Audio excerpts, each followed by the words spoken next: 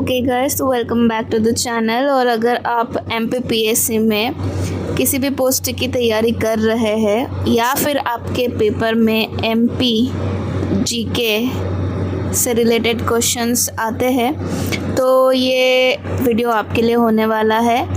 आज हम जो पेपर करने वाले हैं वो MPPSC का जो असिस्टेंट प्रोफेसर का एग्ज़ाम हुआ था 2024 में, उसमें जो पेपर 1 है, ठीक है, उसके क्वेश्चंस मैं आपके सामने लेकर आई हूँ। तो ये आपको हेल्प करेगा जितने भी MP GK से रिलेटेड पेपर बनते हैं उससे। तो चलिए शुरू करते हैं। सबसे पहला इसमें क्वेश्चन या प्रश्न बनता है कि आदिम जातीय अनुसंधान और विकास संस्थान मध्य प्रदेश में कहाँ स्थित है?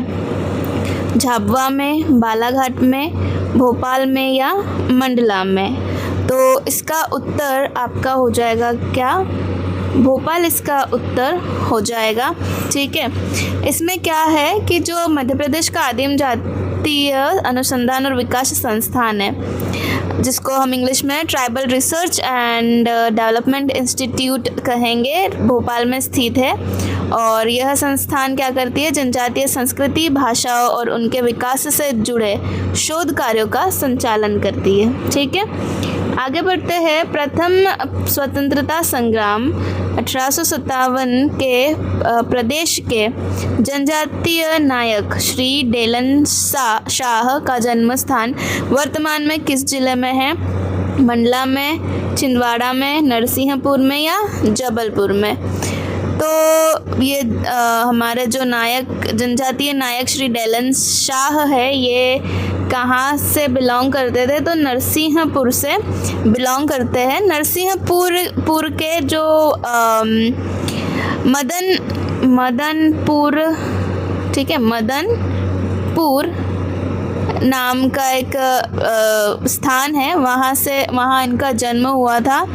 और ये किस जनजाति से है ये भी पूछा जा सकता है। तो ये गोंड जनजाति से बिलोंग करते हैं। ठीक है, और ये मदनपुर कहाँ आता है? नरसिंहपुर में। तो इसका उत्तर आ जाएगा, क्या हो जाएगा? क्या? नरसिंहपुर। आगे है कि भारत शासन ने औपचारिक रूप से मध्य प्रांत की स्थापना का प्रस्ताव किस वर्ष रखा था? यानी कि सेंट्रल प्रोविंस का जो प्रस्ताव था किस वर्ष रखा था? तो इसका आंसर 1842 है क्या? 1856 है क्या? 1858 है क्या? या फिर 1861 है? तो इसका जो उत्तर है वो हो जाएगा 1861, 1861, 2 नवंबर 1861 इसका उत्तर हो जाएगा। ठीक है, जिसकी राजधानी किसको बनाया गया था? तो नागपुर को बनाया गया था। अच्छा, एक चीज़ आप बताइएगा कि ये जो अभी हमने 2 शहर देखे, एक नरसिंहपुर था, एक मदनपुर था और एक नागपुर, नरसिंहपुर भी है। ठीक है, तो ये जो पुर है, क्या आप बता सकते हैं कि इस पुर का अर्थ क्या होता है? यदि आपको पता है तो ज़रूर कमेंट सेक्शन में आप इसका आंसर मुझे दे सकते हैं। आगे बढ़ेंगे चौथे नंबर के प्रश्न पर कि जनगणना 2011 के अनुसार मध्य प्रदेश में सर्वाधिक साक्षरता के प्रतिशत वाले जिलों का अवरोही क्रम है। तो देखो, यदि आपको इसमें थोड़ा सा भी कुछ आइडिया हो तो आप इसको आसानी से कर सकते थे। ठीक है, तो हम सभी जानते हैं, हम सभी तो क्या, मतलब थोड़ा सा भी अगर आपको आइडिया हो तो जबलपुर जो है वो लिटरेसी में क्या आता है? टॉप पर आता है। तो इसमें सिर्फ एक ही ऑप्शन में जबलपुर फर्स्ट में है, और वो कौन सा है? C। तो हम इजीली इसका आंसर दे सकते थे। इसका अवरोही क्रम यानी कि डिक्रीजिंग ऑर्डर क्या हो जाएगा? जबलपुर, देन इंदौर एंड क्या हो जाएगा? भोपाल। ठीक है, और यदि परसेंटेज की बात करें तो जबलपुर का होता है 81.1%। ठीक है, लिटरेसी रेट है। इंदौर का है 80.9% और भोपाल का है 80.4%। देखो, अभी तक तो जनगणना हुई नहीं है इस बार की, तो मे भी आपसे पूछा जा सकता है, परसेंटेज पूछ ले, है ना, हो भी सकता है। ठीक है, तो जी आप वो जो प्रतिशत है, किसका कितना प्रतिशत है, वो भी आप याद रख सकते हैं। आगे बढ़ेंगे प्रश्न नंबर 5 पे कि बाण सागर परियोजना में किन राज्यों की भागीदारी पूछा है। ठीक है, भागीदारी पूछा है, तो इसमें क्या हो जाएगा, बाण सागर परियोजना किस पर है, तो सबसे पहले तो वो किस पर है, सोन नदी पर। ठीक है, सोन नदी पर ये एक निर्मित एक अंतर राज्य बहुउद्देशीय नदी घाटी परियोजना है। इसमें कौन कौन से स्टेट्स शामिल है, तो क्या वह मध्य प्रदेश, उत्तर प्रदेश, बिहार है, क्या वह मध्य प्रदेश, राजस्थान, उत्तर प्रदेश है, क्या वह मध्य प्रदेश, उत्तर प्रदेश, महाराष्ट्र है। देखो सोन नदी नॉर्थ मतलब वेस्ट टू ईस्ट बहती है, तो महाराष्ट्र तो इसमें से होगा ही नहीं, ना राजस्थान होगा। ठीक है, तो बचता हमारे पास में क्या है, ऑप्शन ए बचता है इसमें, तो हमारा आंसर भी क्या हो जाएगा, ए, कि मध्य प्रदेश, उत्तर प्रदेश एंड बिहार। ठीक है, इसलिए थोड़ा सा जियोग्राफी वगैरह भी हम अगर ध्यान में रखें तो हम इजीली आंसर जो है वो कर सकते हैं। आगे बढ़ेंगे प्रश्न नंबर 6 पर कि अनुसूचित जाति तथा अनुसूचित जनजाति अत्याचार निवारण अधिनियम 1889 के तहत विशेष न्यायालय की स्थापना का प्रावधान किस धारा के अंतर्गत है। ठीक है, SC ST अत्याचार निवारण अधिनियम किसके अंतर्गत आता है, कौन सी धारा के अंतर्गत आता है, 13, 14, 15 या 16। तो इसका उत्तर क्या हो जाएगा, इसका उत्तर हो जाएगा बी वाला, धारा 14। ठीक है, इसके तहत क्या होता है कि जो मामलों की त्वरित सुनवाई के लिए प्रत्येक जिले में एक विशेष न्यायालय, स्पेशल कोर्ट स्थापित करने का क्या है, प्रावधान है। ठीक है, आगे बढ़ेंगे हम लोग क्वेश्चन नंबर 7 की ओर, 7वें की ओर, कि मध्य प्रदेश अनुसूचित जनजाति आयोग का गठन कब किया गया है। वित्तीय वर्ष 1993 to 94 या 95 से 96 या 97 से 98 या 99 से 2000। ठीक है, तो इसका उत्तर क्या हो जाएगा हमारे पास में, वित्तीय वर्ष 1995 से 1996। ठीक है, मध्य प्रदेश राज्य जो है वो अनुसूचित जनजाति आयोग का गठन राज्य अधिनियम के तहत आधिकारिक तौर पर कब आया था, 1995 में हुआ था। मध्य प्रदेश में शीतल पानी, ठीक है, गिद्धरी, धौरली, जट्टा खदानें किस खनिज से संबंधित है बताइएगा। चलिए, लौह अयस्क से, मैग्नीज से, रॉक फॉस्फेट से या तांबा से। ठीक है, तो इसका उत्तर जो है ये सब कहाँ आते हैं, तो बालाघाट जिला जो है मध्य प्रदेश का बालाघाट।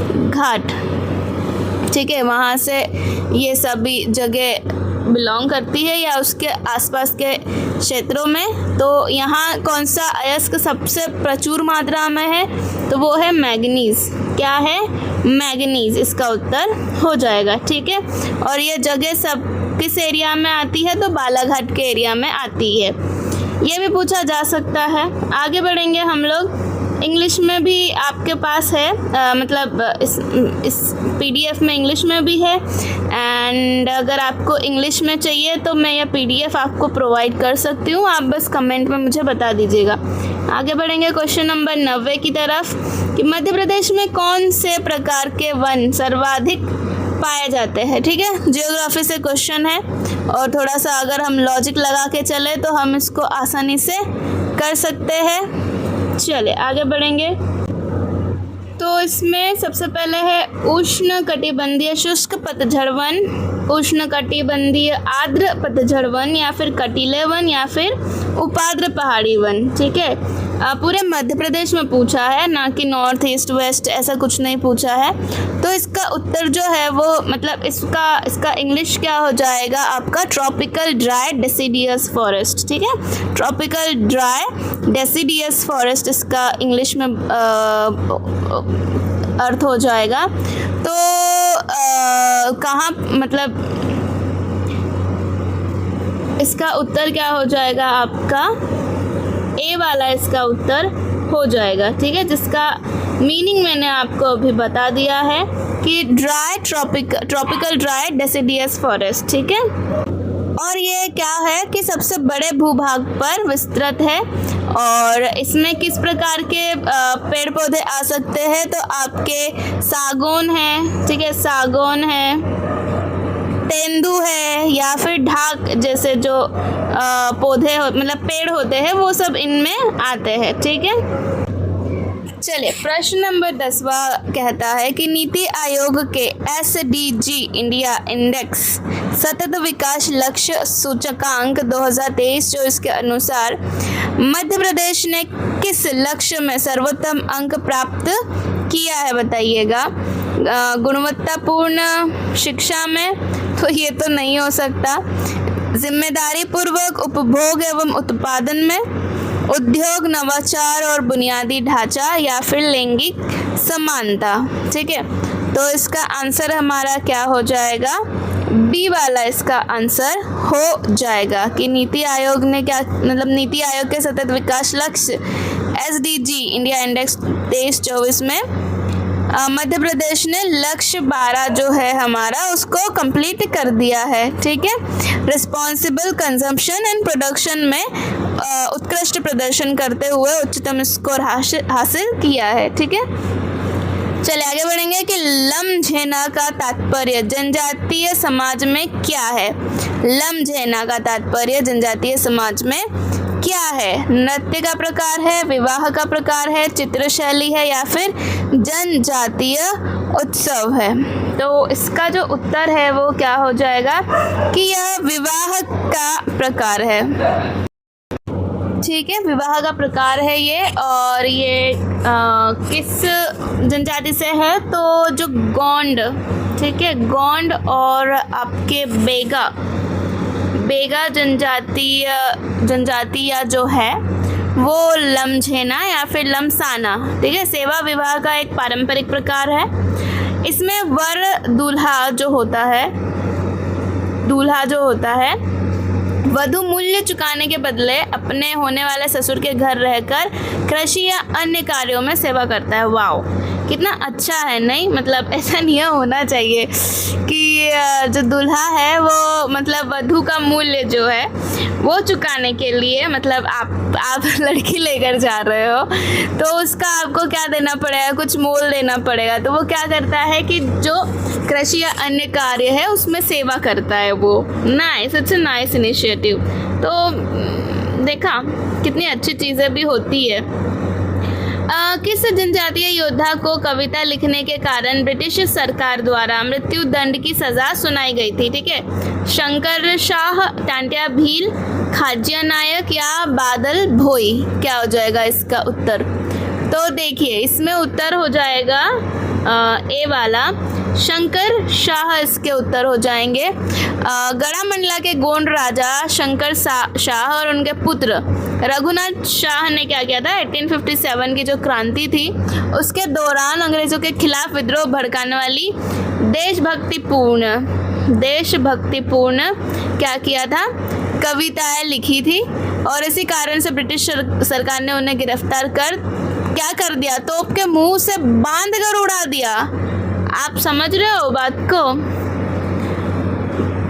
और फिर मतलब ऐसी क्रूर सजा कि आप सोच भी नहीं सकते हो, ऐसा किया था उनके साथ में।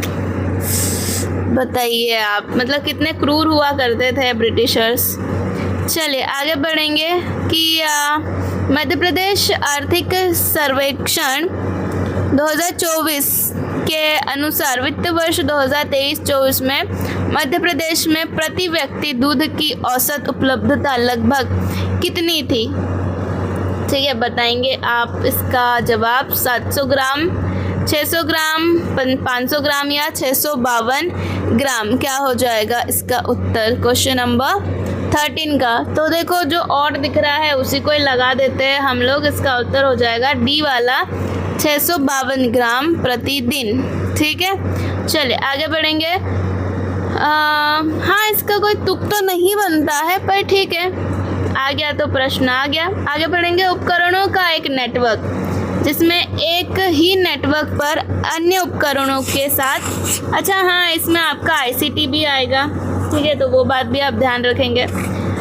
उपकरणों का एक नेटवर्क जिसमें एक ही नेटवर्क पर अन्य उपकरणों के साथ संचार, कनेक्ट और डेटा का आदान प्रदान करने के लिए एक एम्बेडेड हार्डवेयर और सॉफ्टवेयर होता है, उसे किस नाम से जाना जाता है? Internet of things, machine learning, deep learning या रोबोटिक्स? क्या हो जाएगा, क्या हो जाएगा?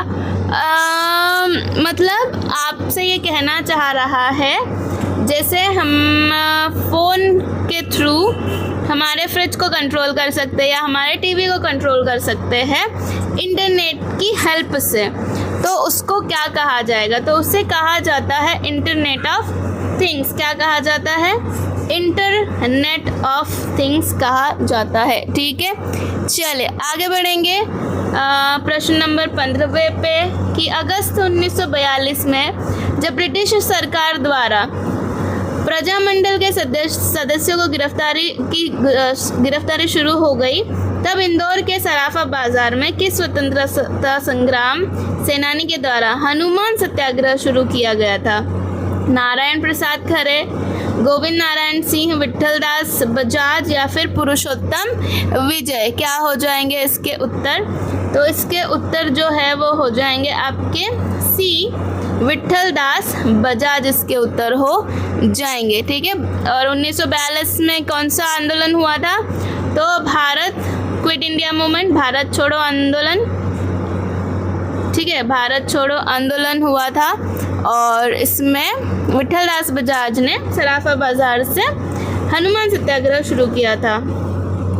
चलिए आगे बढ़ेंगे, क्वेश्चन नंबर 16 पे जाएंगे कि मध्य प्रदेश के प्रथम निर्वाचन आयुक्त कौन थे? ठीक है, श्री प्रकाश चंद, श्री गोपाल शरण शुक्ल, श्री यशपाल कुमार या श्री NB लोहानी, ठीक है।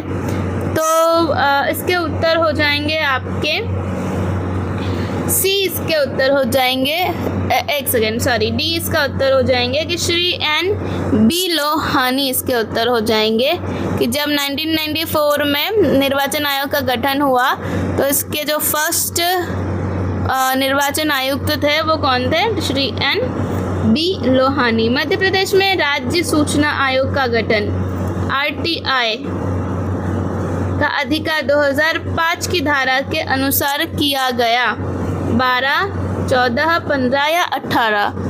तो इसका उत्तर क्या हो जाएगा आपका? 15 इसका आंसर हो जाएगा, यानी कि सी वाला इसका आंसर हो जाएगा, ठीक है। आगे बढ़ेंगे 18वें पे कि निम्नलिखित में से कौन सी परियोजना मध्य प्रदेश राज्य में ई-गवर्नेंस की परियोजना नहीं है? ज्ञानदूत, लोकमित्र, ई चालान या ई उपार्जन? बताइएगा। तो इसमें जो उत्तर है हमारे, मतलब कौन नहीं पूछा है, तो लोकमित्र इसके उत्तर नहीं होंगे। लोकमित्र परियोजना क्या है? मूल रूप से हिमाचल प्रदेश सरकार द्वारा शुरू की गई एक हिमाचल की है, ये कहाँ की है? हिमाचल प्रदेश की है, HP की है। बाकी तीनों जो है वो कहाँ की है? मध्य प्रदेश की। और ज्ञानदूत कहाँ से शुरू हुआ था? तो धार जिले से शुरू हुआ था, ये भी आप ध्यान रखिएगा। ज्ञानदूत फर्स्ट टाइम, ठीक है। आगे बढ़ेंगे, किस जनजाति के लोग स्वयं गोंडों का छोटा भाई कहते हैं? के लोग स्वयं को गोंडों का छोटा भाई, ठीक है, गोंड जो जनजाति है उनके छोटे भाई कहते हैं। कोल, सहरिया, बेगा या भारिया?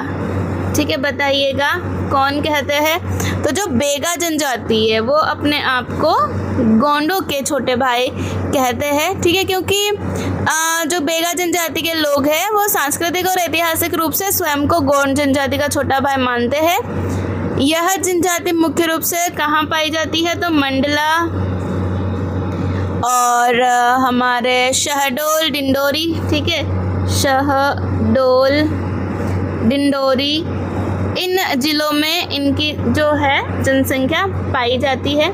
आगे बढ़ेंगे प्रश्न नंबर 20 पर कि राष्ट्रीय अल्पसंख्यक आयोग अधिनियम किस वर्ष अधिनियमित किया गया?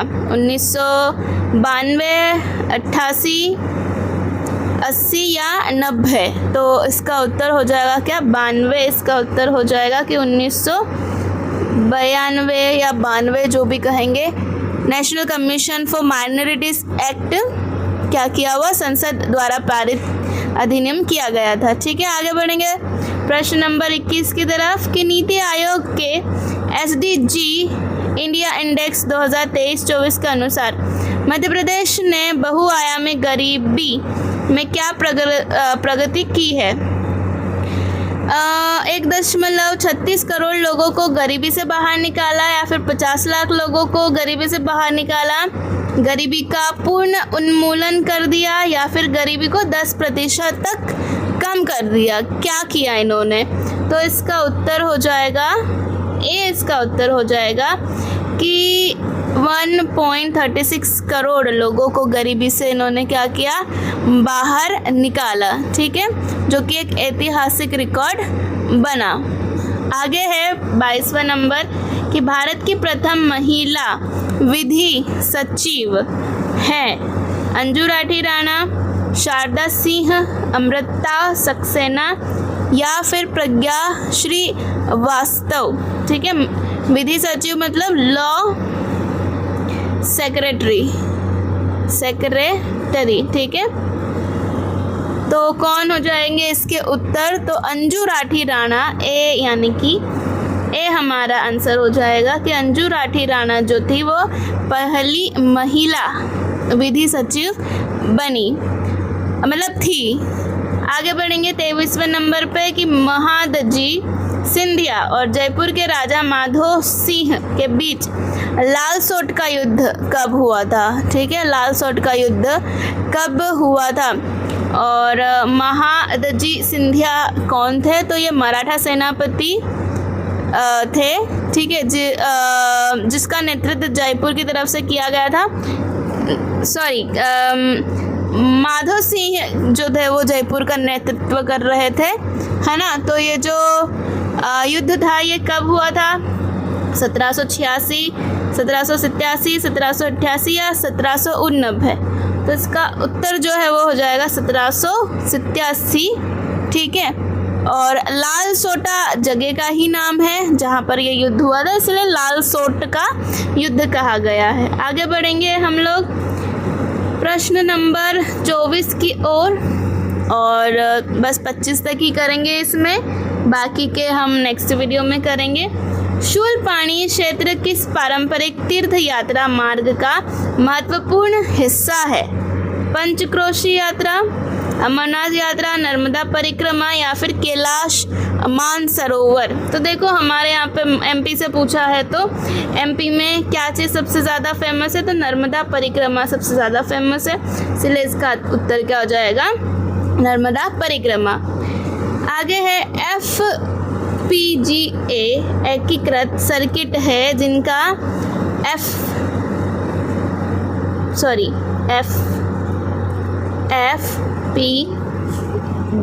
और A। ठीक है, एकीकृत सर्किट है जिनका उपयोग कृत्रिम बुद्धि को तैनात करने के लिए व्यापक रूप से किया जाता है। तो इसका फुल फॉर्म पूछ रहा है, FPGA का फुल फॉर्म पूछा जा रहा है। तो इसका उत्तर क्या हो जाएगा? क्या वह फील्ड प्रोग्रामेबल गेट एरेज है? क्या फिर फॉरवर्ड प्रोग्रामेबल ग्राफिक एडवांसमेंट है? फॉरवर्ड प्रोग्राम ग्रुप अरेंजमेंट है? या फिर फास्टर प्रोग्राम जेस्चर एनालिटिक्स है? ठीक है, तो इसका उत्तर क्या हो जाएगा हमारा? जो ए वाला है कि फील्ड प्रोग्रामेबल गेट एरेज मतलब ARRAYS वाला एरेज, ये वाला है। ठीक है, इसलिए कुछ वर्ड्स ना आप जो है वो खासकर किसके ICT के कंप्यूटर के जो क्वेश्चंस होते हैं उसके ना अधिकतर जो जार्गन्स जो है वो इंग्लिश में आप याद करो तो वो ज़्यादा अच्छे रहेंगे। तो आज इस वीडियो के लिए इतने ही, नेक्स्ट हम इसके बाद वाली वीडियो में करेंगे। तब तक के लिए I hope you like this video, and if you find this video helpful in any way, so don't forget to like, share, comment and subscribe, and I'll see you in my next video. All the best for your exams.